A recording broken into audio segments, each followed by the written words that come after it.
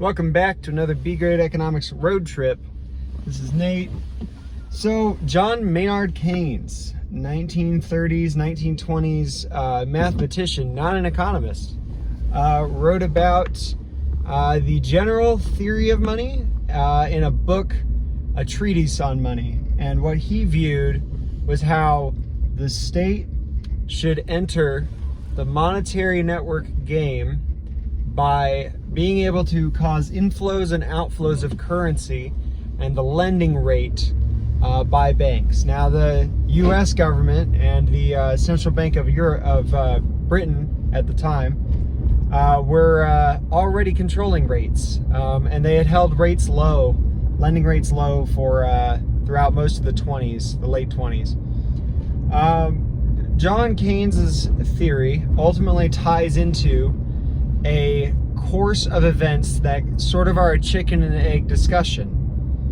And it's the idea that with excess savings comes investment, and if investment are held in value over savings, then that will increase the speculation in the economy, which will then result in more employment.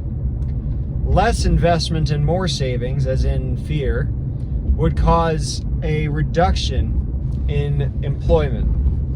And so in his treatise on money, what he argues is that in times of fear, the state should be spending its reserves and deficit into the real economy in order to increase employment. Now, this sounds pretty reasonable. If I invest into a company, that company will hire people, right?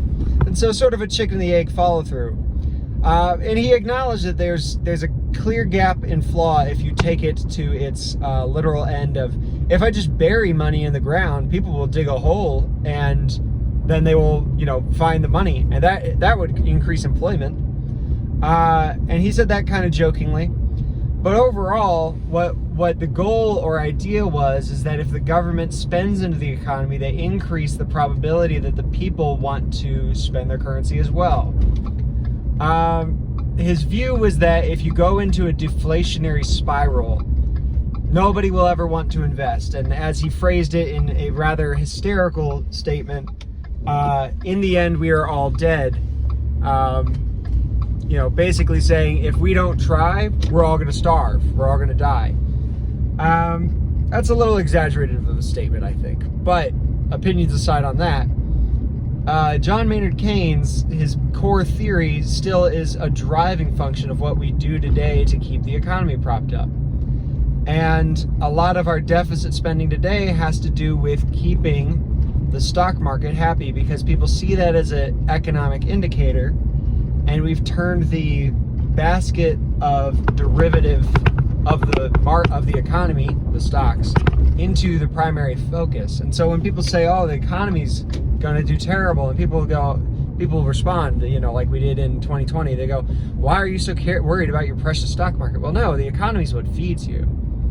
The stock market is a derivative of the economy. Now, the problem is if most jobs are based around, do I have a good stock price? You have to ask yourself, is the economy about feeding people and producing cheaper goods? Or is it about the stock market? Because the incentives are focused towards getting the money. And if the money is going to flow from the state into investment, then you want to be a stock owner. You don't want to own a producing company. You want to own a stock that's going to get bailed out, because then they have a threshold of protection. Look at Warren Buffett and his holdings over the past 10 years or so. He's been one of the biggest obsessive buyers over banks, and he's only recently reducing his position in them. He's getting into a bigger cash position now. As a value investor, you might say those banks offer a dividend yield, but there were plenty of other stocks that offer dividend yields. Was it maybe because we bail out banks, because we ensure that they can't fail, because there's only a few of them left and they're all members of the Federal Reserve? So you got to take it at its face that John Maynard Keynes probably meant well. As a mathematician, he was also a very wealthy investor. It might be considered that as a wealthy investor in the 20s and 30s, he might have had a personal interest in maintaining high stock market prices. But overall, I think that his thesis and this might be my opinion, his thesis might just be a little too biased to the chicken and the egg argument, claiming that if we just get more eggs, we'll have more chickens. But it misses the other functioning factor. There has to be a chicken to produce the egg. There has to be a desire for that chicken to make more eggs. You can get more eggs and hope nature takes its course. But if the influences are wrong and you put those eggs on in a bucket of water, they're not going to hatch. They're not going to survive.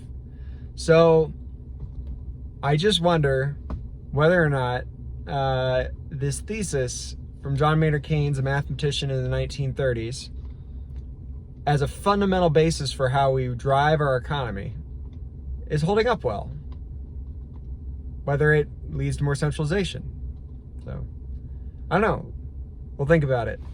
Have a good day.